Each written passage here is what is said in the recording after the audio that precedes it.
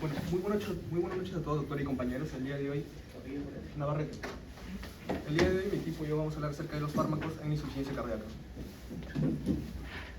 Bueno, primero que nada le vamos a presentar el siguiente caso clínico, donde aquí principalmente nos indican de un hombre de 65 años con antecedentes de hipertensión arterial no controlada, dislipidemia, fumador crónico, el cual acude a lo que es consulta por una disnea progresiva de esfuerzo desde hace 6 meses, que han empeorado en las últimas semanas y que además de ello este paciente refiere lo que es ortopnea, edema en miembros inferiores de 2 semanas de evolución y que además de ello este paciente no presenta lo que es dolor torácico.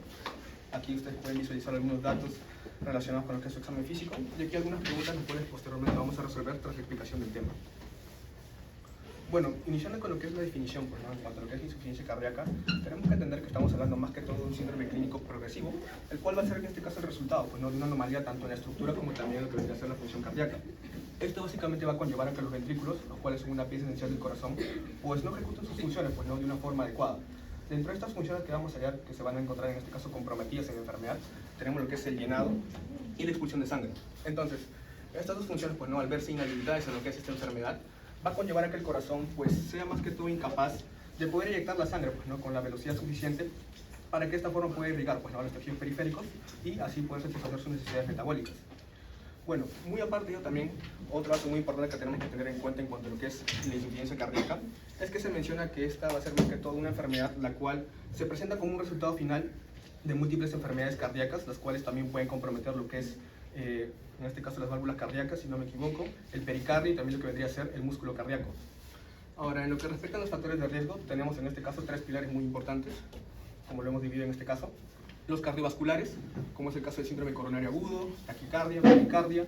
También tenemos lo que es el taponamiento cardíaco, entre sus principales factores, la hipertensión no controlada, miocarditis y lo que es la disección aórtica. En lo que respecta en este caso a los factores de riesgo, en este caso no cardiovasculares, tenemos lo que es la anemia, la disfunción renal, enfermedades que básicamente están asociadas con lo que es el tema de la glándula tiroides, tales como el caso del hiper y hipotiroidismo, ejercicio extenuante, tensión emocional, infecciones y estados febriles. Y finalmente tenemos en este caso aquellos factores de riesgo relacionados netamente con lo que es el paciente. Y aquí lo que vamos a ver más que todo son hábitos, los cuales van a predisponer a que en este caso el paciente pues sea pues no más propenso a desarrollar lo que es la enfermedad en sí. Tenemos por ejemplo el abuso de ciertas sustancias, como es el caso del tabaco, también lo que es el alcohol, drogas, etcétera, cirugías, un mal cumplimiento de lo que vendría a ser la medicación y también una mala dosificación por parte en este caso del médico. Ahora, en lo que respecta a la clasificación, tenemos en este caso 2 tipos. La primera es según la alteración del músculo cardíaco. Y aquí vamos a ver principalmente 2 tipos de insuficiencia cardíaca. La primera en este caso vendría a ser la insuficiencia cardíaca sistólica, donde aquí, así en resumidas cuentas, aquí lo que se va a encontrar dañado, o lo que se va a encontrar alterado, va a ser el tema de la contracción. Esto básicamente va a generar que el corazón pues, no pueda ejecutar pues, ¿no? su función de bomba y por consiguiente no puede enviar la sangre pues, hacia la circulación sistémica de una forma adecuada. Algo muy característico de este tipo de insuficiencia cardíaca sistólica es que, o sea, si pueden observar aquí, vemos que las paredes en este caso de los ventrículos van a hallarse en este caso dilatadas, pues, ¿no? Delgaditas. Entonces, como ya les mencionaba, pues, ¿no? en esta insuficiencia cardíaca, el corazón, pues, ¿no? Al no poder, o al no ser capaz, mejor dicho, de poder contraerse de una forma adecuada, en este caso la sangre no va a llegar, pues, ¿no? Al resto de los órganos. Aquí la fracción de eyección, la cual normalmente es entre 60 y 65%, aquí se va a hallar reducida aproximadamente menor al 40% y por ende este tipo de insuficiencia cardíaca también puede estar llamada como insuficiencia cardíaca de fracción de eyección reducida. Luego de ello tenemos la insuficiencia cardíaca diastólica, donde aquí la alteración va a ser más que todo en lo que es el tema de la relajación y aquí el corazón no se puede llenar de suficiente sangre. Y como ustedes pueden observar acá, el corazón en este caso, las paredes de sus ventrículos van a hallarse completamente hipertrofiadas, un poco más engrosadas.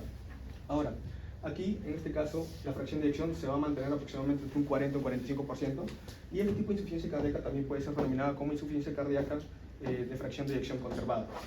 Ahora, tenemos en este caso la clasificación según la gravedad, donde aquí tenemos 2 subclasificaciones. La primera en este caso brindada por lo que es la Escuela Americana de Cardiología, y la otra en este caso es por la New York Heart Association, si no me equivoco. Bueno, esta más que todo es para el tema de cirugías, la cual establece en este caso en estadios desde la A hasta la D. En la de tipo A, en este caso, tenemos pacientes asintomáticos con un alto riesgo de desarrollar lo que es insuficiencia cardíaca sin una anomalía estructural o funcional. En el estadio B tenemos en este caso pacientes asintomáticos con enfermedad cardíaca estructural claramente relacionada con lo que es la insuficiencia cardíaca. La de tipo C tenemos aquí más que todo pacientes con insuficiencia cardíaca sintomática asociada con lo que es la enfermedad estructural subyacente. Y finalmente el estadio D con pacientes con una enfermedad cardíaca estructural ya avanzada y con síntomas en este caso acusados de insuficiencia cardíaca cuando el paciente se halla en reposo a pesar de que éste esté recibiendo lo que es un tratamiento médico máximo. Luego tenemos en este caso la siguiente clasificación, brindada por la New York Heart Association, la cual en este caso la establece desde la clase 1 hasta la clase 4. En la clase 1, aquí más que todo nos indican que aquí el paciente va a ser más que todo asintomático y que además de ello este paciente no va a presentar lo que son limitaciones en cuanto a lo que vendría a ser la realización de actividades físicas. En la de tipo, o clase 2, mejor dicho, aquí los pacientes ya presentan lo que es una ligera limitación en cuanto a lo que es la realización de actividades físicas. En la de clase 3, aquí los pacientes ya tienen una acusada limitación en cuanto a lo que es la realización de actividades físicas. Y si que en tal caso a este paciente se le ocurre realizar pues, ¿no? alguna actividad física, en este caso que conlleve un gran esfuerzo, pues esto puede conllevar a que este manifieste pues, ¿no? lo que tendría síntomas relacionados con lo que es la insuficiencia cardíaca. Y en la clase 4, aquí estos pacientes ya cuentan pues, ¿no? sí o sí con síntomas de lo que es una insuficiencia cardíaca, incluso si es que estos se hallan pues, ¿no? en un estado de reposo. Respecto a la importancia del tema de la insuficiencia cardíaca y fármacos para controlarla o contra ella, sería, bueno, acá saqué 4 artículos, bueno, 3 de ellos son principalmente noticias donde nos mencionan datos relevantes como que la insuficiencia cardíaca es la segunda causa de muerte, bueno, que las enfermedades cardíacas son la segunda causa de muerte más común en el Perú, que las enfermedades cardíacas en los últimos 30 años han aumentado en un 50% el número de muertes. O que mayores del 40% de los mayores de 15 años presentan alto riesgo cardiovascular. Bueno, acá lo mejor sería que donde nos relaciona, acá también nos menciona que, bueno, que al menos el 40% de los diabéticos han llegado a sufrir una insuficiencia cardíaca en sus vidas. Esto se relaciona con una de las comorbilidades más comunes, acá, sí, los diabéticos. Diabetes mellitus se encuentra para la insuficiencia cardíaca. Acá en este estudio en una clínica del Perú de tercer nivel, en 1075 personas, donde principalmente se clasificó se clasificó al grupo etario, a los grupos etarios, donde bueno, la mayoría fue de 61 a 80 años, con una mayoría principalmente en los mayores de edad avanzada, con la mayoría en el sexo masculino, pero con una diferencia mínima, no una muy considerable, y en las comorbilidades. La principal se encontró la hipertensión arterial, seguida por la enfermedad coronaria. Pero acá lo relevante es que los números se mantuvieron en la mayoría, lo cual indicó que estas enfermedades se presentaron simultáneamente en los pacientes. Respecto a la clase funcional, no volveré a repetir lo que ya mencionó mi compañero acerca de lo que significaba la clasificación según la sintomatología de la New York Heart Association, pero se mencionó que los mayores, acá los que mayores presentaron fueron de clase 2. Respecto a la insuficiencia cardíaca, la prevalencia de haber tenido insuficiencia cardíaca con anterioridad, se demostró que la mayoría no presentó una hospitalización anterior. Y bueno, eso sería lo principal de esta parte. Siguiente. Ya, respecto a las bases fisiológicas, lo primero que mencionaré será acerca del ciclo cardíaco. Esta es la secuencia organizada de los movimientos realizados desde el primer latido, desde el latido hasta el siguiente. No tiene como tal un inicio, por eso es un ciclo, pero yo lo explicaré inicialmente a través del llenado ventricular rápido. El llenado ventricular rápido consiste primero en la construcción de la aurícula, en el cual pasa el 80% de sangre hacia los ventrículos a través de las válvulas auriculoventriculares. Después pasaría por el llenado lento el otro 20%. Después de esto ocurriría ocurriría la contracción isovolumétrica en el ventrículo, donde no hay una diferencia como tal en los volúmenes, por eso es isovolumétrico, o sea, se mantiene el volumen, por eso es isovolumétrico. Bueno, acá ocurriría el primer ruido cardíaco, el cierre de la válvula tricúspide, que olvidé mencionar, con el paso de la sangre. Bueno, cuando pasa la sangre ya en la eyección rápida y eyección reducida, primero eso tiene que pasar por la resistencia de la arteria pulmonar, en este caso imaginando que es la válvula tricúspide con la que se inició el primer paso. Después ya ocurriría ahí el primer ruido cardíaco. Después llegaría ya la sangre de nuevo a la otra aurícula y pasaría de nuevo con el mismo proceso a la otra ventrícula. Antes de eso ocurriría la relajación isovolumétrica. Aquí es ya el cierre de la otra válvula. Ese sería el segundo ruido cardíaco. Bueno, lo otro relevante acá que hay que mencionar es el nódulo sinoauricular, que es Eso se mencionaba un poco más adelante también en lo que respecta a los fármacos que ayudan a mantener el nódulo sinoauricular, porque este es el inicio, por así decirlo, de la contracción, es el impulso que se da inicial. Bueno, respecto al electrocardiograma, lo que se menciona acá es las fases del complejo QRS o de la onda P o T en este caso. Los ruidos cardíacos. El 100. Respecto al gasto cardíaco, bueno, el gasto cardíaco es el volumen de sangre que el corazón expulsa en un minuto. Todos recordamos la fórmula del gasto cardíaco, que es la frecuencia cardíaca por el volumen sistólico. Ahora, ¿cómo se relaciona esto con las bases fisiológicas? Bueno, el volumen sistólico lo encontraremos en dos momentos acá, ya sea, bueno, no dos momentos, pero lo divido en dos puntos acá. Respecto al volumen diastólico, que es el volumen que ocurre después de la diástole, después de la relajación, que es lo que se va a terminar inyectando en la eyección rápida que les mencioné. Bueno, a eso importa en esa parte que se forma parte en sí de la precarga como tal. También está la postcarga, que la postcarga es la resistencia vascular. Esto se relaciona con la resistencia vascular periférica porque es la resistencia que se va a tener que vencer para poder eyectarse. Respecto a la frecuencia cardíaca, esta se relaciona más con el sistema nervioso autónomo. ¿Por qué? Porque con un impulso simpático va a terminar aumentando la frecuencia cardíaca o en un impulso parasimpático va a terminar disminuyendo. Eso es evidente luego, como veremos visto ya en anteriores casos de fármacos del sistema nervioso simpático o parasimpático. Bueno, respecto a la fórmula de la fracción de eyección, esta se calcula con el volumen sistólico entre el diastólico y la ley de Frank-Starling, que mientras mayor sea la sangre de la precarga, mayor va a ser entre mayor sea la sangre de la precarga, mayor va a ser la contracción que va a tener que aplicarse en los ventrículos para poder eyectar.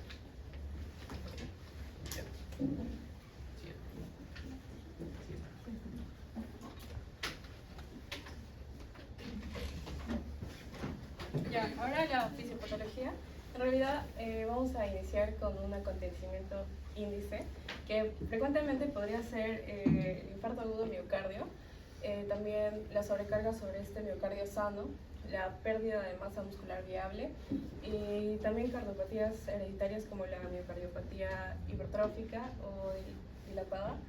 También podemos tener defectos valvulares, también la hipertensión crónica es uno de los factores más comunes que podrían generar esta disminución en el gasto cardíaco, y podemos decir que en una fase inicial va a haber la activación del sistema nervioso simpático, entonces va a haber una mayor concentración circulante de noradrenalina y se va a unir a los receptores tanto beta 1 como alfa 1. En torno a los receptores beta 1 va a incrementar la frecuencia cardíaca, también la fuerza de contracción miocárdica, y esto va a inicialmente incrementar el gasto cardíaco, pero también va a incrementar la necesidad energética del miocardio. Por los receptores alfa 1 se va a generar una vasoconstricción arterial periférica y inicialmente se va a conservar la capacidad funcional del paciente o se va a reducir muy poco, pero a la larga va a haber una mala adaptación de este tejido miocárdico. Bueno, en una fase secundaria va a haber desactivación del sistema renina-angiotensina-aldosterona, que como ya sabemos asegura la perfusión en órganos vitales como el cerebro y también el corazón, pero a expensas de órganos como el riñón, el hígado y los pulmones. Y también bueno, se va a liberar la renina por el aparato yuxtaglomerular, que va a censar estos cambios en la osmolaridad, también la hipoperfusión del riñón, y va a liberar este angiotensinógeno, y también se va a convertir en angiotensina 1. Y por la enzima convertidora de angiotensina, este se va a convertir en angiotensina 2. La angiotensina 2 va a generar vasoconstricción, resorción de sodio en los segmentos proximales de la nefrona. También va a estimular el centro de la sed y la liberación de catecolaminas. Y también, por otro lado, va a estimular la liberación de aldosterona, que va a favorecer la reabsorción de sodio en los segmentos distales de la nefrona. Y esta activación sostenida va a generar hipertrofia y fibrosis del miocardio y también de los vasos sanguíneos, y esto va a reducir la distensibilidad vascular y va a aumentar la rigidez del ventrículo. Y también la activación sostenida de la angiotensina 2 va a generar una fibrosis cardíaca, que al mismo tiempo va a aumentar la rigidez ventricular y también de otros órganos, ¿no? Y también esto va a poder coexistir con disfunción endotelial, que va a hacer con este equilibrio alterado entre el óxido nítrico, que sería un vasodilatador, y las enzimas reactivas de oxígeno, de las especies reactivas de oxígeno, que serían un vasoconstrictor. Y entonces las especies reactivas de oxígeno van a desactivar el óxido nítrico sintasa y la glonidiciclasa sintasa, y va a convertir este óxido nítrico en peroxinitrito, y esto también va a generar una vasoconstricción. Entonces es como un círculo vicioso en el que el corazón va a intentar conservar su capacidad, pero a la larga va a terminar fallando.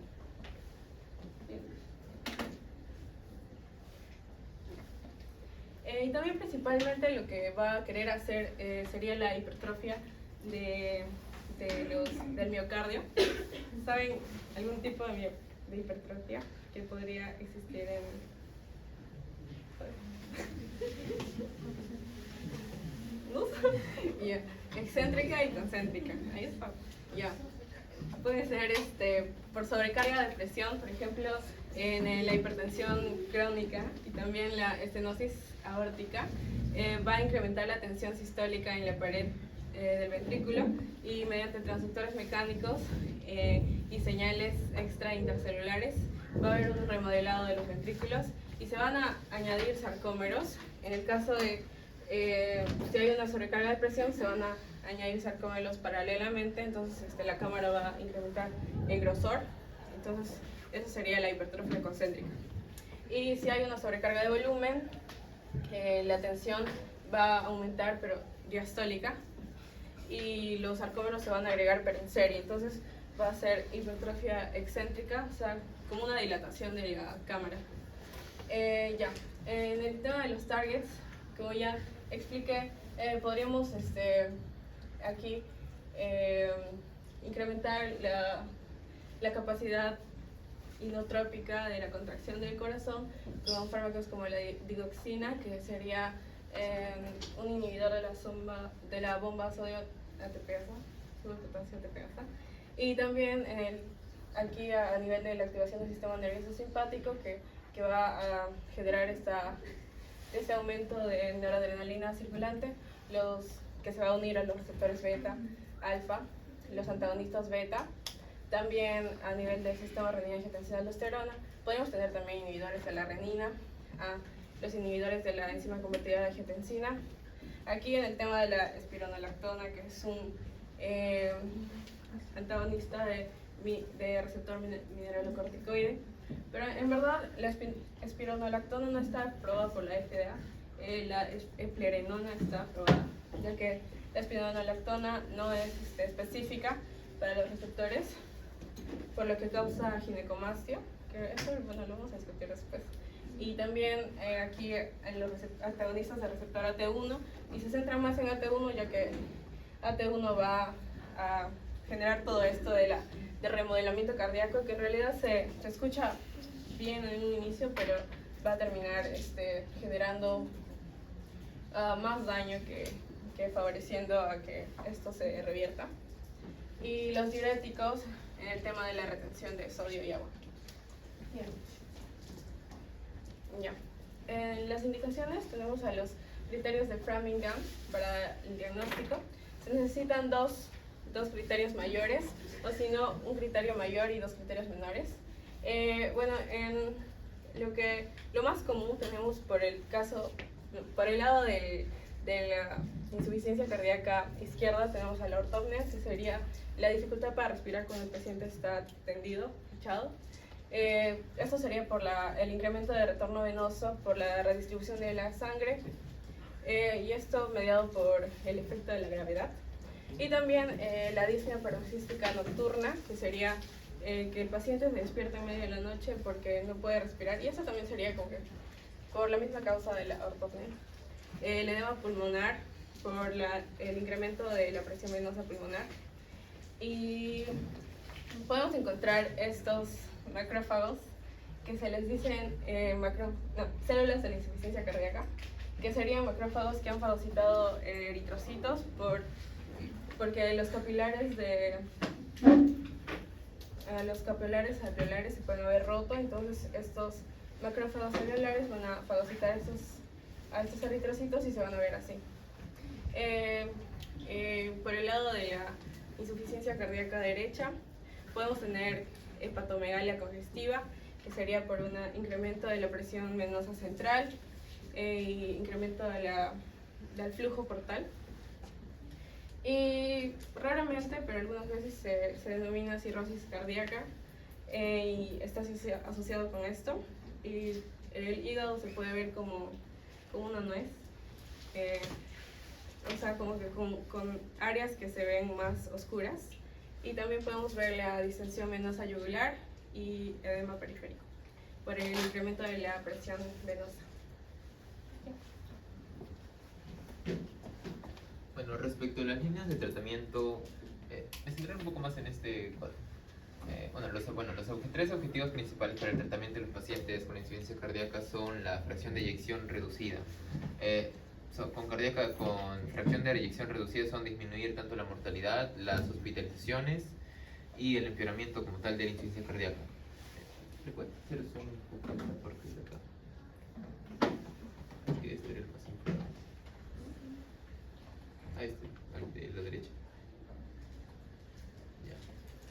Bueno, respecto al tratamiento principal para la insuficiencia cardíaca con fracción de eyección reducida se basa en, según la guía europea, nos menciona que hay 4 fármacos principales para esto, que serían los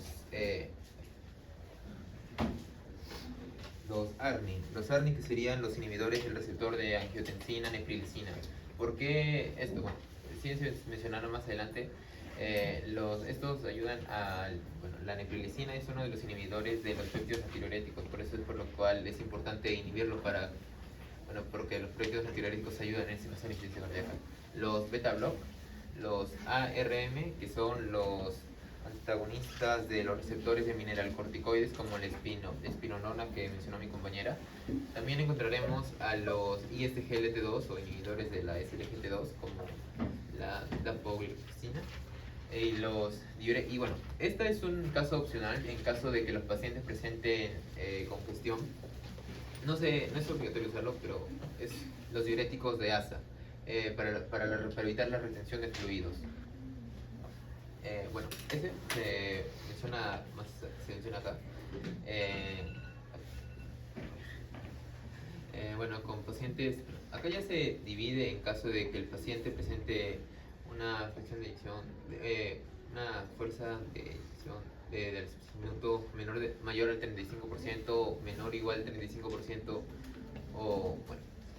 lo divide, y lo principal es que todos terminan en que si persisten los síntomas se considera el tratamiento de clase 2, que puedes darle al siguiente. La siguiente de abajo. Estos son los cuatro fármacos que mencioné: el MRA, los ARNI, beta block y el inhibidor de la SLGT2. Siguiente de abajo. Gracias. Ya. El tratamiento de clase 2 o de segunda línea en este caso sería, para la fracción de eyección reducida, sería con IECA o ARNI en caso de que el paciente no tolere los ARNI, los ARNI como tal son una combinación entre el IECA y los ARA2. Por eso es que se usan en caso no sea tolerable para el paciente. La ivabradina, que se indica para la fracción de eyección ventricular izquierda, o que el 35%, es importante para usar la ivabradina que el ritmo sinusal se mantenga normal, lo que les mencioné en las bases fisiológicas, el ritmo sinusal, que es lo que da el momento inicial para el ciclo, para todo básicamente. Es que tiene que mantenerse normal. En caso de que pueda presentar alguna alteración, como puede ser en caso de una fibrilación auricular o algo, no sería viable usar la ivabradina. La hidralazina y dinitrato, no me acuerdo el nombre completo, pero ese se recomienda como primera opción en pacientes de raza negra que no toleren los ARNI, los IECA ni los ARA2. La digoxina también se utiliza. Este es para tratar más que nada la fibrilación auricular y ayudar a la reducción de las hospitalizaciones. Respecto ahora a en caso de una insuficiencia cardíaca con una fracción de eyección conservada, el tratamiento sigue usándose básicamente los mismos fármacos, pero se añadirá en pacientes para aliviar más que nada los síntomas y los signos. Acá se usan de nuevo los diuréticos. Bueno, acá se mencionan algunos que sí ya se empieza a usar más los diuréticos, ya no como tanto como una opción. También ocurrirá lo mismo en la moderada reducida, que ya los diuréticos se añaden al tratamiento normal.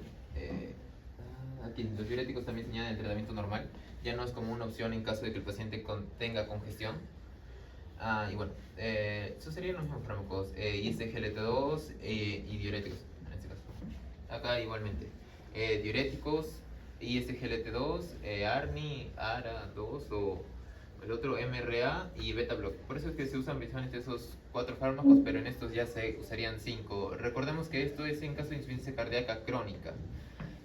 Insuficiencia cardíaca ahora, en caso de insuficiencia cardíaca avanzada, ya el tratamiento se evaluaría al paciente para ver si se debe de hacer un tratamiento con fármacos disponibles o ya en todo caso un trasplante cardíaco. Que bueno, es bien raro que sea un trasplante cardíaco en Perú, pero igualmente, ese ya se evaluaría por ser un caso avanzado. Siguiente. Bueno, respecto a la línea de tratamiento en una insuficiencia cardíaca aguda o descompensada. Bueno, ¿qué es la aguda o descompensada? Se menciona aguda porque puede ser bien en la primera presentación de la enfermedad, en una presentación aguda, valga la redundancia, o una descompensada porque puede ser la descompensación propia de la crónica, que sea, bueno, que se ha descompensado precisamente. Bueno, respecto a esto, los fármacos que se deben de abordar cambian. Un zoom en esta parte de acá, en esta de acá, el cuadro de acá y ya, para la derecha. Ya, acá los fármacos cambian porque como es descompensada o aguda, se cambiará uso de vasodilatadores, ionotrópicos y vasopresores. A su vez de tratamiento con oxígeno, asistencia ventilatoria y diuréticos. Bueno, los vasodilatadores, ionotrópicos y vasopresores se usan por el caso de la emergencia como tal. ¿Puedes subir un poco? Aquí. Bueno, en caso de diuréticos puede usar furosemida, diurético de asa, y en los sinotrópicos se usaría el levosimendan o inhibidores de la fosfodiesterasa tipo 3 y vasopresores noradrenalina y vasodilatadores nitratos como nitratos o nitroprusiato, nitroglicerina serían estos. Bajo, por favor. La siguiente.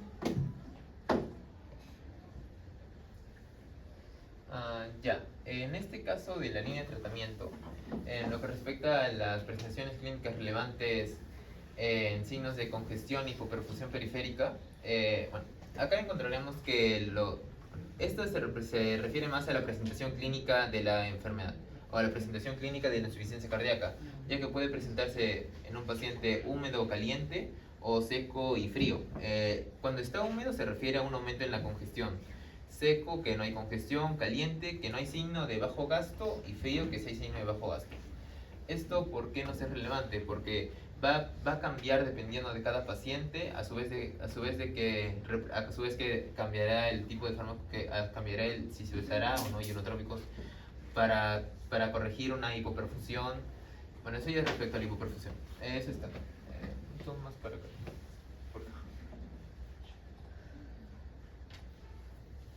Bueno, en caso de que el paciente, bueno, se presenta una congestión, se reemplazará el tratamiento y ya se evaluará si presenta hipoperfusión. Si presenta hipoperfusión, se usarán diuréticos más ionotrópicos. Ionotrópicos principalmente para corregir la hipoperfusión. Si hay mejoría, bien, si no, seguirá avanzando ya a considerarse el uso de los vasopresores. Si la hipoperfusión sigue avanzando y llegando a un daño orgánico, se evaluará ya el uso de una asistencia circulatoria mecánica. En caso de que la hipoperfusión no se presente, solo se seguirían usando los diuréticos de asa hasta que haya una libre congestión, o en caso de que no, se aumentará la dosis. Y acá acá empezaría ya la terapia de reemplazo renal y tratamiento no farmacológico como tal. o cuidado paliativo. Acá igualmente, terapia de reemplazo renal o cuidado, o se considera el cuidado paliativo, a su vez como los antagonistas de, de captación de mineralocorticoides. Ya.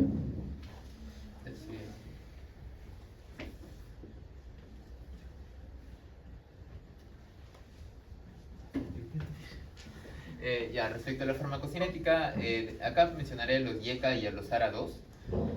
Los YECA, los YECA sería el captopril y el enalapril. Se presentarán absorción, distribución, metabolismo y excreción. La absorción, esta puede ser vía oral, ambos.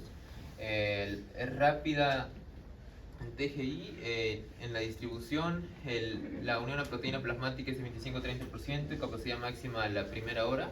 El metabolismo es hepático por enzimas C, citocromo P2D6, dos metabolitos inactivos. La excreción es al tiempo de hora y media o 2 horas. Y el 95% es en orina, o sea, renal. En la vía, en el abril y oral, no hay interacción con alimentos y una biodisponibilidad del 60%. Una proteína plasmática de 98, capacidad máxima en la primera hora. Y en caso de enalaprilato, es de 3 a 4 horas. El metabolismo es hepático, en forma de enalaprilo, es la forma activa que inhibe a la hija. La excreción es de tiempo medio es de 1 a 3 horas. En el caso de enalaprilo es de 11 horas y el 95% es en riñones, la excreción. Y respecto a acá serían los ARA2, valsartán y losartán. Valsartán, vía oral, biodisponibilidad 23%, unión a proteína plasmática 95%, con albúmina y capacidad máxima de 2 a 4 horas. El metabolismo es parcial en el hígado por una enzima desconocida. La excreción es del tiempo de vida media de 9 horas, con excreción biliar en las heces de 83% y vía renal de 13%. El losartán, vía oral, se absorbe bien por el tracto digestivo y una biodisponibilidad del 33%. Unión a proteína plasmática del 99% y capacidad máxima de 1 a 3 horas. Metabolismo hepático por los citocromos 2C9 y 3A4 por metabolismo activo. El tiempo de vida media es de la excreción es de 2 horas y tiempo de vida media máximo de 6 a 9 horas.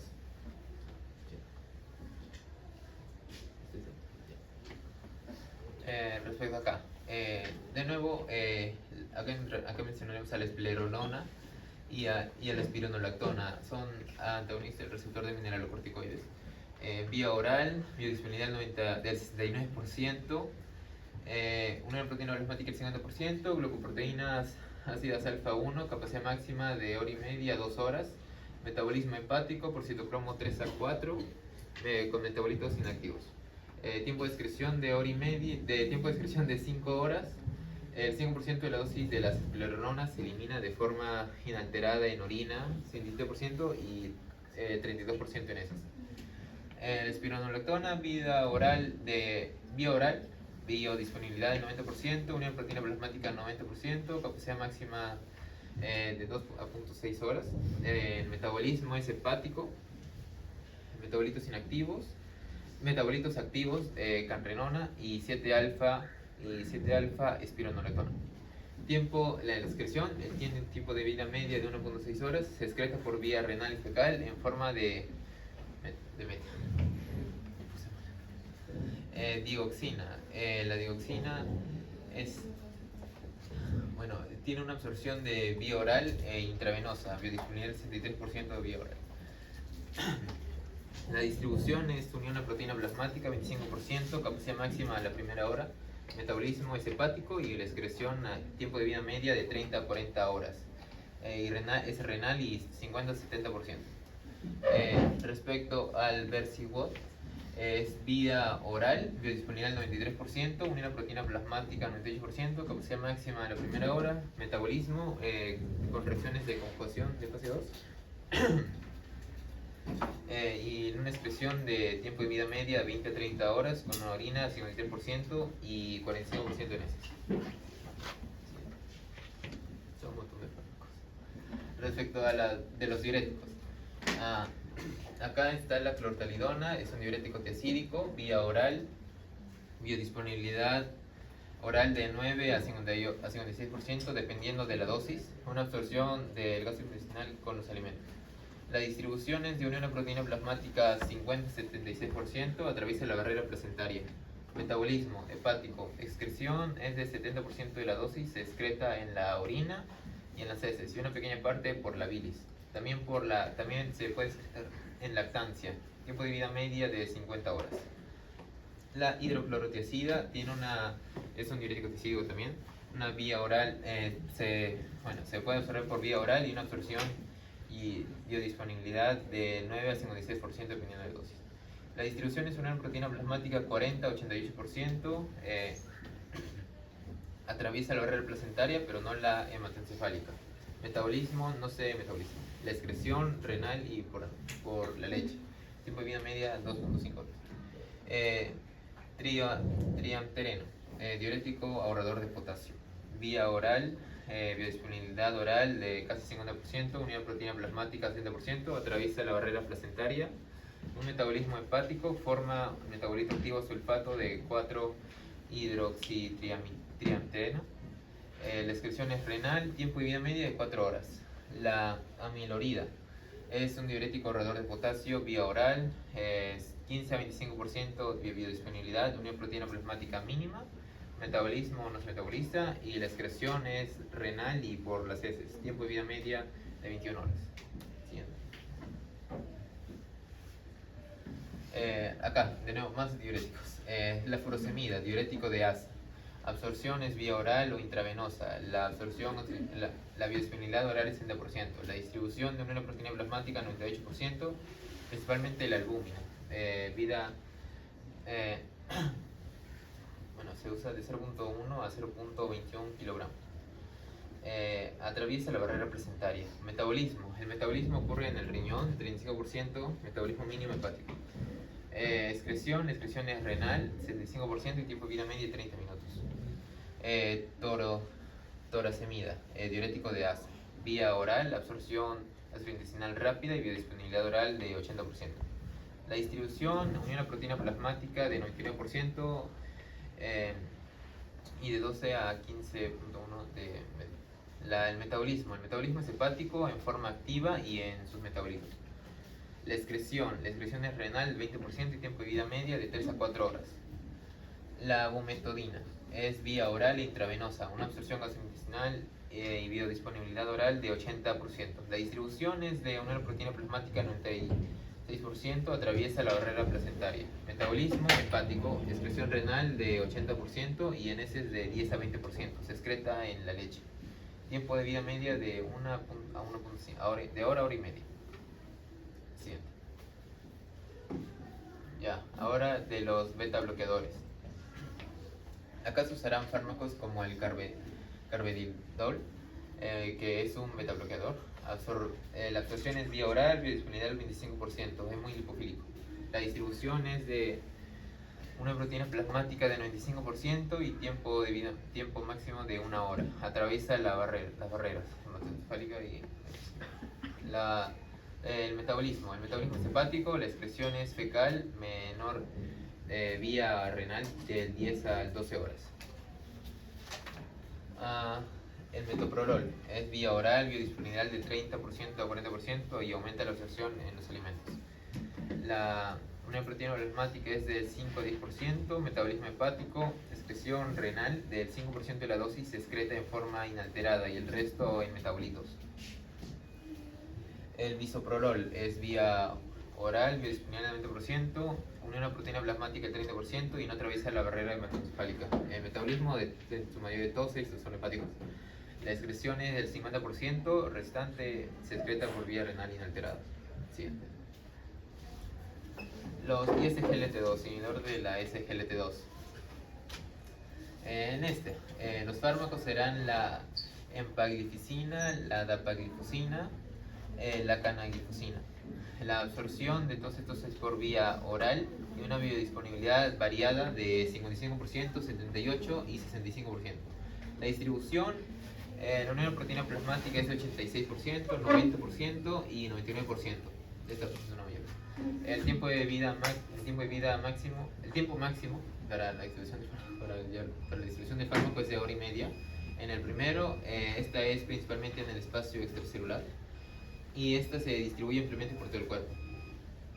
El metabolismo de todos estos es hepático y la excreción va a variar ya sea 41% en heces, 54% en orina y el tiempo medio será de 12.4 horas. Y medianamente excreción urinaria, 2.5 horas. Y esta de nuevo será la excreción vía urinaria, de 2.4 horas. Sí. Ya.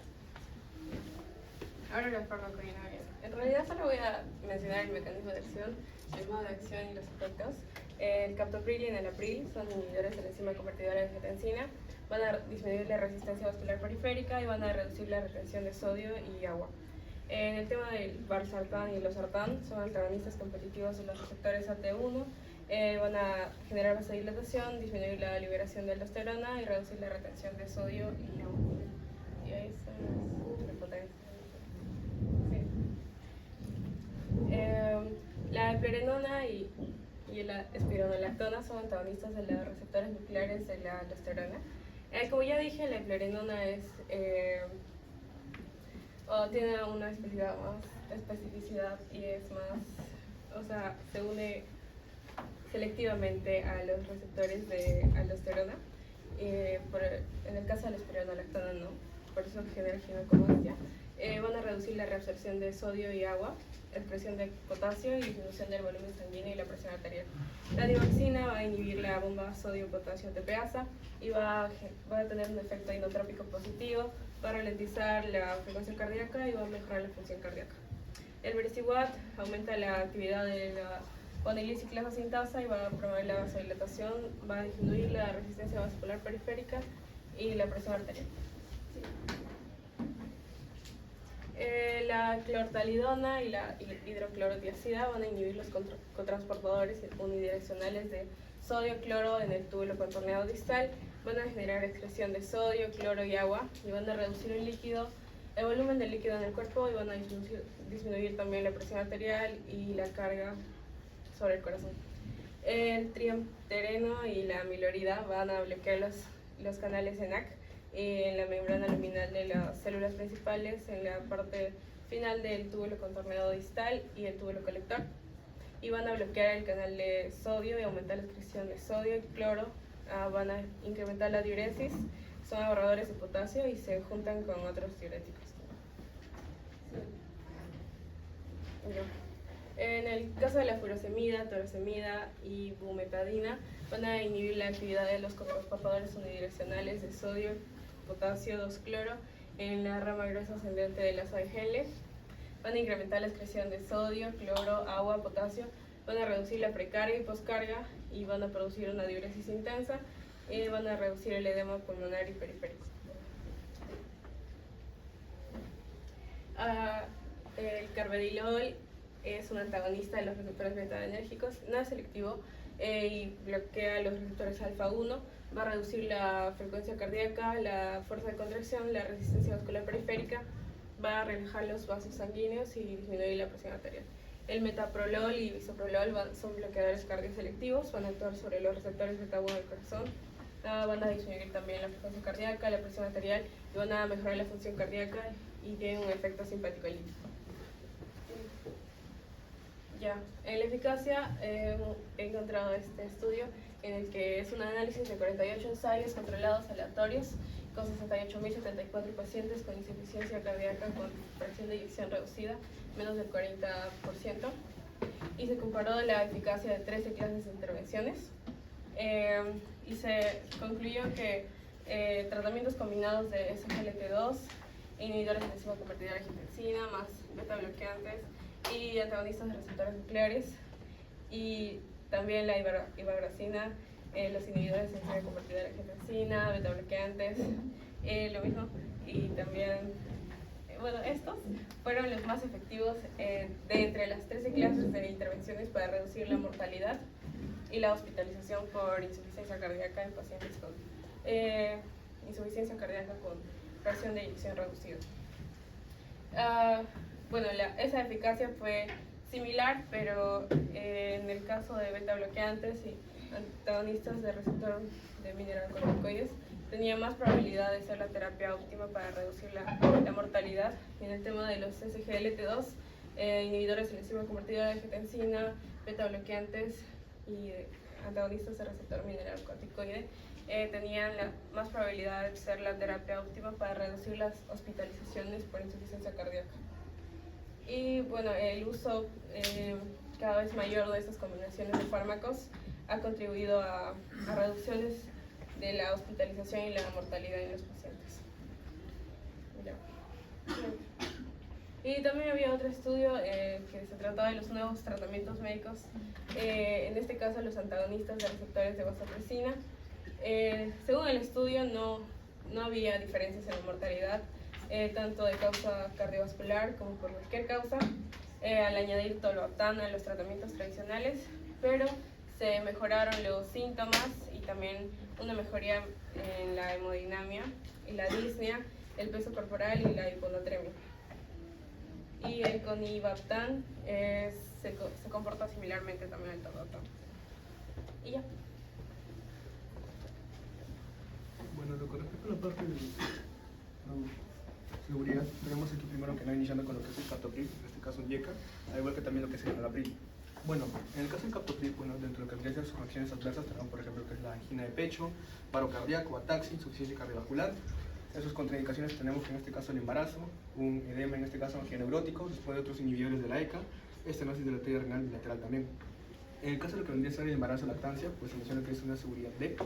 Y en las interacciones, pues aquí encontramos más que todo antiácidos, alimentos, los cuales pueden reducir lo que es el tema de la absorción gastrointestinal, pues en este caso el captopril. En el caso del enalapril, en sus RAMs tenemos en este caso lo que es el tos, vértigo, cefalea, diarrea, fatiga, náuseas, rash y también lo que es la hipotensión. Dentro de sus contraindicaciones tenemos, por ejemplo, lo que es el angioedema relacionado con el tratamiento previo con un inhibidor de la ECA, angioedema idiopático o en este caso hereditario. En lo que es el embarazo lactancia tenemos lo que es una seguridad tipo C, que en este caso menciona que el enalapril cruza lo que es la placenta. Y en las interacciones, pues nada, aquí tenemos que los inhibidores de la ECA pues, pueden potenciar el efecto terapéutico de lo que es la angiotensina 2. Ahora, pasando con lo que son los ARA2, tenemos al valsartán y al losartán. El valsartán en este caso, pues no, al igual que el captopril, genera pues algunos RAMs parecidos, como es el caso de la hipotensión, hiperpotasemia y una disminución de lo que es la función renal. Dentro de sus contraindicaciones tenemos más que todo pacientes con hipovolemia, enfermedad hepática grave y también lo que vendría a ser una hiperpotasemia. En el embarazo y lactancia tenemos en este caso una seguridad también de tipo D, que es más que todo una contraindicación relativa. En las interacciones, pues aquí más que todo vamos a ver que estas dos comparten, pues en este caso las mismas interacciones, donde aquí se menciona que puede incrementar los efectos, en este caso hipotensores, de otros fármacos antihipertensivos, o en este caso de los diuréticos cuando se administran de forma conjunta. En el caso de los sartán, dentro de sus RAMs tenemos lo que es el dolor de pecho y fatiga. En sus contraindicaciones, pues insuficiencia hepática grave, el uso concomitante de medicamentos, como es el caso pues, ¿no? del alisquirén en pacientes con diabetes mellitus o insuficiencia renal. Y en el embarazo lactancia, en este caso tenemos que es una seguridad tipo D. Y eso, no te toco.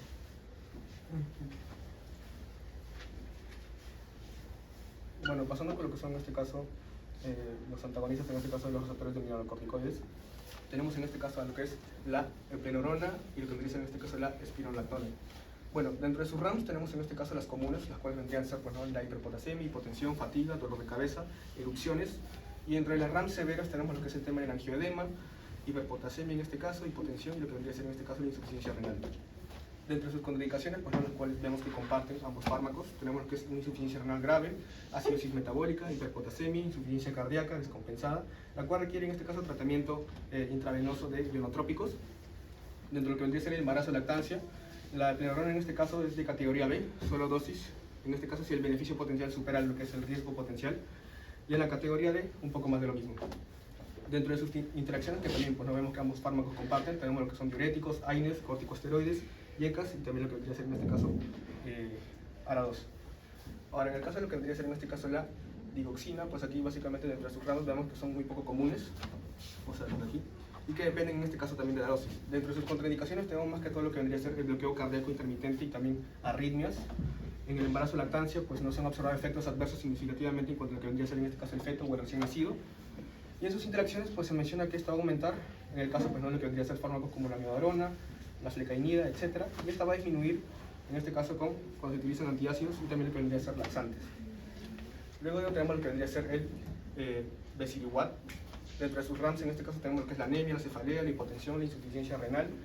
Dentro de sus contraindicaciones tenemos lo que es la insuficiencia hepática severa, interacción con nitratos o donantes, en este caso de óxido nítrico.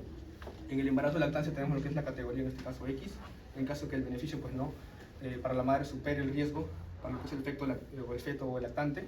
Y dentro de sus interacciones tenemos más que todo aquí inhibidores, pues no, en este caso de la PDS. Siguiente, por favor. Bueno, pasando con lo que son los diuréticos tiacídicos y también los diuréticos, en este caso ahorradores de potasio. Dentro de este grupo pues no, de los tiacídicos tenemos lo que es la clortalidona y el hidroclorotiacido. Bueno, dentro de sus ramos tenemos, por ejemplo, que vendría a ser la alcalosis metabólica, la hipercalcemia, hiponatremia, hipopotasemia, hipotensión, hiperuricemia, hiperglucemia y también lo que vendría a ser hiperlipidémico. En sus contraindicaciones, por ejemplo, de este fármaco de aquí, tenemos que es más que todo una hipersensibilidad de lo que vendría a ser la clortalidona o sulfamidas. Nos produce lo que es anuria, insuficiencia renal y también lo que vendría a ser en este caso una insuficiencia hepática grave. Además de ello, también nos vemos que provoca en este caso lo que vendría a ser una hipopotasemia, también una hiponatremia refractaria, hipercalcemia y también lo que vendría a ser una hiperuricemia sintomática. En el caso de lo que vendría a ser la hidroclorotiacida, pues vemos que es más que todo una hipersensibilidad, pues, ¿no? En este caso a lo que vendría a ser la clortalidona o también en este caso las sulfamidas y también presenta, pues, en este caso algunos síntomas parecidos, lo que puede causar como es el caso de la anuria, insuficiencia renal y hepática grave. En lo que respecta en este caso al embarazo y lactancia, pues ambos comparten en este caso esta clasificación, contraindicada en este caso el embarazo y la lactancia. En sus interacciones un poco más de lo mismo. Aquí básicamente vemos que aquí fármacos que pueden afectarse por las tiacidas anestésicas antineoplásicas. Tenemos aquí también lo que vendría a ser fármacos que pueden afectar lo que vendría a ser las tiacidas, como es el caso pues, ¿no? de lo que es la anfeteresina B, anfeteresina, corticoides y también lo que vendría a ser AINES. Y en el monitoreo pues no vemos que en el caso pues, no de todos estos fármacos pues requieren en este caso de lo que es evaluar lo que es la presión arterial y también lo que vendría a ser en este caso evaluar los electrolitos séricos. Pasando con lo que vendría a ser el triamtereno, que es un diurético ahorrador de potasio, pues también vemos pues, ¿no? que al igual que lo que es la amilorida, comparten en este caso que vendrían a ser RAMs. Tenemos lo que son los mareos, el vómito, la diarrea, la cefalea, calambres en las piernas y lo que son las náuseas. En sus contraindicaciones también vemos pues, ¿no? que son lo mismo, pacientes con en este caso hiperpotasemia, así como aquellos con riesgo de desarrollar insuficiencia renal, reciben un tratamiento con AINES o otro diurético ahorrador de potasio. En el embarazo o lactancia pues, se indica pues, ¿no? que en este caso utilizar si solo el beneficio supera el riesgo. En cuanto a las interacciones, pues vemos aquí pues, ¿no? tenemos lo que es el litio, AINES, otros diuréticos ahorradores de potasio, suplementos de potasio y también lo que vendría a ser el alcohol. Siguiente. Bueno, en lo que respecta en este caso a los diuréticos de ASA, aquí tenemos lo que es la furosemida, torasemida y también lo que vendría a ser en este caso la bumetadina. Aquí sus RAM vemos que estos tres fármacos comparten pues, ¿no? lo que vendrían a ser las reacciones adversas: hipotensión, hipocalcemia, hiponatremia, hipopotasemia, hipomagnesemia, hiperglicemia, hiperglucemia, deshidratación, ototoxicidad, arritmias cardíacas, reacciones alérgicas, nefrotoxicidad y fotosensibilidad. También comparten lo que vendría a ser en este caso contraindicaciones y precauciones, como es una reducción grave de lo que vendría a ser el sodio, una hipopotasemia grave, hipovolemia o deshidratación. También tenemos lo que es una hipersensibilidad de las sulfamidas, insuficiencia renal grave, enfermedades hepáticas y también en este caso tener en cuenta a las mujeres, pues en este caso posmenopáusicas osteopénicas. Bueno, en lo que respecta al embarazo o lactancia, en el caso de la furosemida, pues se menciona que esta se excreta en la leche y que no se recomienda durante la lactancia y es de una categoría C. En lo que es la torasemida, pues es una categoría B y se desconoce si es que esta se excreta durante la lactancia y embarazo. En la categoría C, pues es perjudicial, por ejemplo, para lo que vendría a ser en este caso el embarazo y también lo que vendría a ser la lactancia. Sus interacciones, pues vemos que para los tres fármacos es un poco más de lo mismo. Aquí tenemos, por ejemplo, lo que vendría a ser litio, propanolol, AINES, en este caso lo que vendría a ser, si no me equivoco, sulfonitueras. También tenemos, por ejemplo, lo que vendría a ser el andoteresina de tipo B. Y el monitoreo, pues aquí lo que se tendría que evaluar más que todo vendría a ser la función renal, presión arterial y también lo que vendría a ser los electrolitos séricos. Y bueno, y tenemos lo que vendría a ser en este caso los betabloqueadores, como es el caso del carvedilol, metoprolol y lo que vendría a ser el bisoprolol. Dentro de sus RAMs, las más comunes tenemos, por ejemplo, lo que vendría a ser la fatiga, hipotensión y bradicardia. Dentro, en este caso, de las RAMs severas tenemos lo que es el angiodema, neutropenia y lo que es la agranulocitosis. En sus contraindicaciones y precauciones, pues vemos que estas las comparten, pues, ¿no? En este caso tenemos lo que es el asma grave o insuficiencia respiratoria, shock cardiogénico, un bloqueo cardíaco de segundo o tercer grado, bradicardia sinusal grave, hipotensión grave, insuficiencia cardíaca descompensada, estenosis aórtica o pulmonar grave. También tenemos, por ejemplo, que vendría a ser el feocromocitoma no tratado, una insuficiencia hepática grave y también lo que vendría a ser en este caso una insuficiencia renal grave. En el embarazo de lactancia, pues se menciona que estos 3 fármacos son de una categoría C, que puede utilizarse durante el embarazo, solo si el beneficio potencial supera lo que es el riesgo potencial. En las interacciones tenemos, por ejemplo, interacciones con lo que son diuréticos, AINES y también lo que son antihistamínicos. Y el monitoreo, pues se requiere en este caso evaluar, por ejemplo, lo que vendría a ser la presión arterial, los niveles en este caso de potasio en la sangre y también lo que vendría a ser la función renal. Y bueno, ya para terminar, pues en este caso con la resolución del caso clínico, dale una vez. Pues bueno, en este caso, pues... Ahí. Ya, pues como no hay tiempo para darles todo, para preguntar todo ya a ustedes.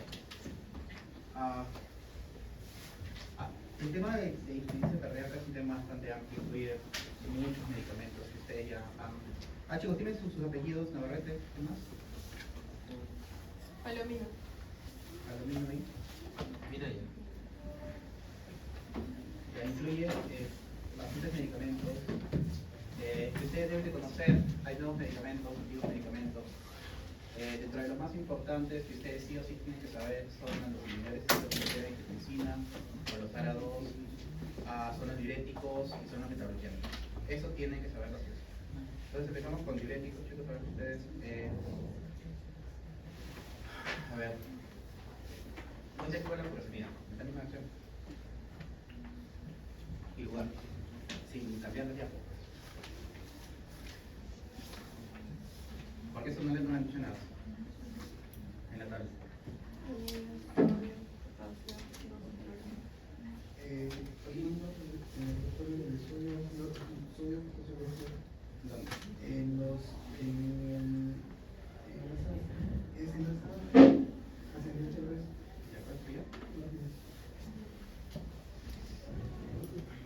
Ya, entonces, furosemida es un medicamento muy útil, ya es un diurético de ASA.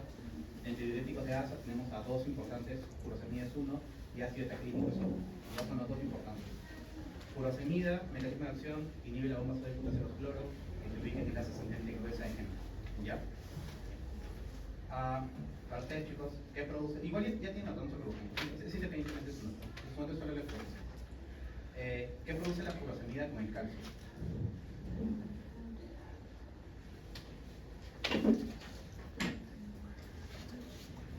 Yo a veces no entiendo por qué les hacen hacer las diapositivas así. Es que hay tanta información que es imposible aprenderse todo. Es imposible, o sea, nadie se aprendería todo. Bueno, sí, pero yo no me lo aprendería todo. Ya, aumenta el calcio en la orina, ¿verdad? Es decir, aumenta la diuresis de calcio, produce hipocalcemia. ¿Y cuál tipo farmacológico de diuréticos produce lo contrario? Es decir, disminuye la expresión de calcio y produce hipercalcemia. Muy bien. Las tiacidas, ¿ya? Las tiacidas producen hipercalcemia. Ahora, igual para ustedes, chicos, bueno, para cualquiera. Mecanismo de acción de las tiacidas.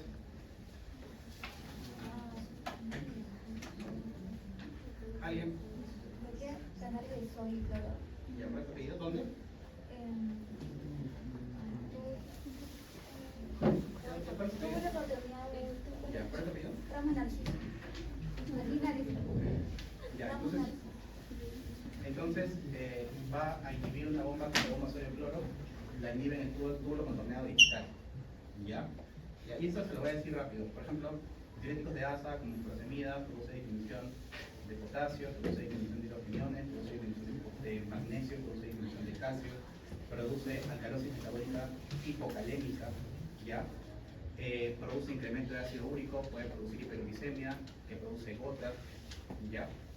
Mientras que los tiacídicos producen disminución de las concentraciones de sodio, disminuyen las concentraciones de potasio, disminuyen las concentraciones de hidrogeniones, es decir, también produce alcalosis metabólica hipocalémica.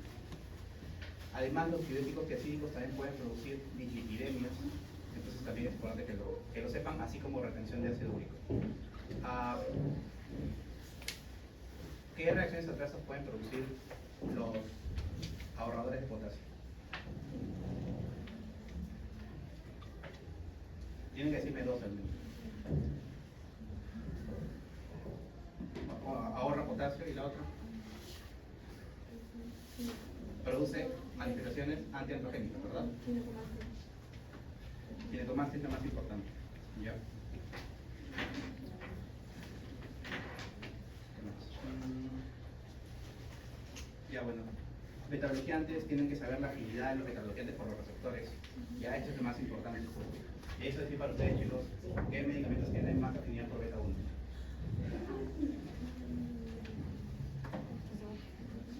Es decir, no lo han dicho tampoco, pero es más o menos.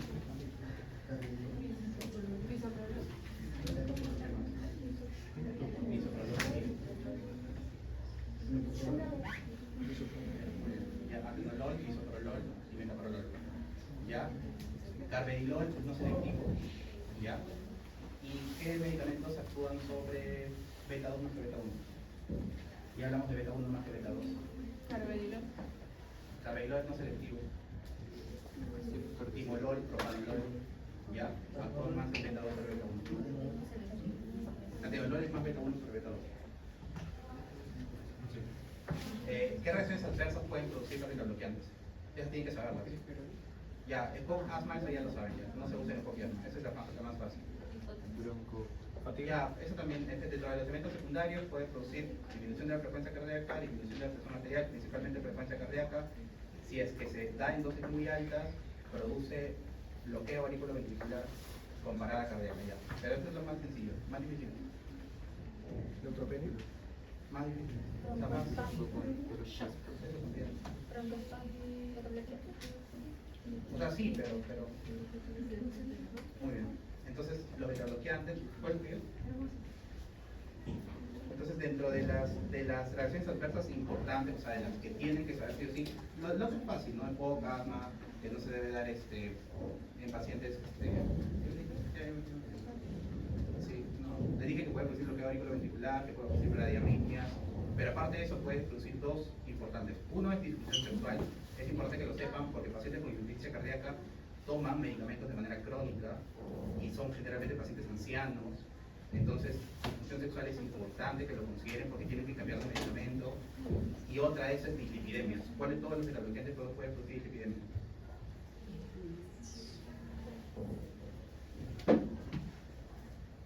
Metoprolol. ¿Ya? Saltamos betablox. Yekas a 2, ya. Yekas. Bueno, es más, ya lo saben. ¿Qué reacción adversa puede producir los niveles de inmunoglobulina en el cine?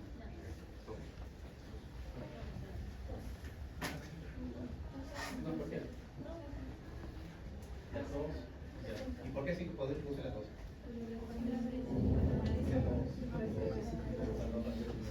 Ya, muy bien. Entonces el incremento de la bradiquinina puede producir una reacción leve o una reacción severa. Si produce reacción leve, solamente produce tos. Si produce reacción severa, puede producir angioedema. Pero no es la única reacción adversa que produce, también puede producir angioedema si es que las bradiquininas se incrementan en concentraciones muy altas. La hipercalemia comparten YECA y ARA2, ¿ya? Puede producir teratogénesis. Por ejemplo, cuando ustedes revisan van a encontrar que casi todos son categoría C, categoría D, categoría C, categoría D. Pero sí tienen que saber de lo que sí les van a preguntar. YECAS y ARA2 son teratogénicos. ¿Qué producen? Producen hipoplasia renal. Es decir, el bebé van a ser un riñón con parénquima más chiquito que un bebé que no ha recibido YECAS o ARA2 durante el curso de su vida. Ese es el entonces, antihipertensivos en pacientes con embarazos, embarazadas, es alfa-metildopa, si es que la frecuencia es leve, nifedipino o la betalol, si es que es crisis hipertensiva, y sulfato de magnesio si la paciente hace frecuencia severa. ¿Ya? O sea, son medicamentos diferentes. ¿Qué más tienen que saber? ¿Qué es el fenómeno de remodelación cardíaca? Eso sí lo tienen que saber, pero lo habla. Lo hablaron así, lo pasaron, pero es un fenómeno importante que tiene que ver mucho con la supervivencia de los pacientes.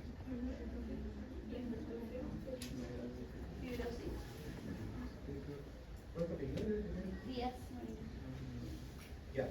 Normalmente, cuando el cuerpo envejece, hay dos formas en cómo los órganos envejecen. O se deposita calcio o se deposita tejido fibroso. Ya esa es la forma de envejecimiento de los sistemas. El fenómeno de la remodelación cardíaca es un fenómeno por el cual cuando la aldosterona hace contacto con los receptores nucleares de aldosterona a nivel del corazón, reemplaza la remodelación de colágeno por fibrina o tejido fibroso. Entonces tiene un corazón, un paciente que está activando el sistema de aldosterona de manera constante, va a producir fibrosis, es decir, insuficiencia cardíaca en el transcurso del tiempo de forma más rápida. Y esto abarca para pacientes con diabetes, pacientes con hipertensión. Es por eso que, por ejemplo, medicamentos que logran bloquear el sistema renina-angiotensina-aldosterona se ha visto que son eficaces para disminuir la severidad de la enfermedad y por lo tanto mejoran la supervivencia del paciente con insuficiencia cardíaca. ¿Cuáles son? No he mencionado, sí que acuerdo. Dietas, ya, ahora. Los antagonistas a receptores mineros. Muy bien, ahorradores de potasio. ¿Qué más? Los ANGES también serían Muy bien. Los sacubitril valsartán, no se olviden. Sacubitril valsartán, lo que su compañero está diciendo es sacubitril-valsartán. Es un nuevo grupo de medicamentos que se están utilizando, son inhibidores de neprisilina más ARA2 en combinación con la finalidad de poder disminuir la presión arterial y mejorar la supervivencia cardiovascular. Además, los inhibidores de SGLT2 también están dentro del grupo de tratamiento. Ya, bueno, indicaciones y esas cosas, en verdad lo han explicado bastante bien, ha estado, o sea, no han sabido qué hacer mucho con información, porque yo entiendo hay cosas que no lo saben todavía y lo van a saber después. Igual tienen buena nota, pero la parte de indicaciones sí es importante, ya después lo van a saber.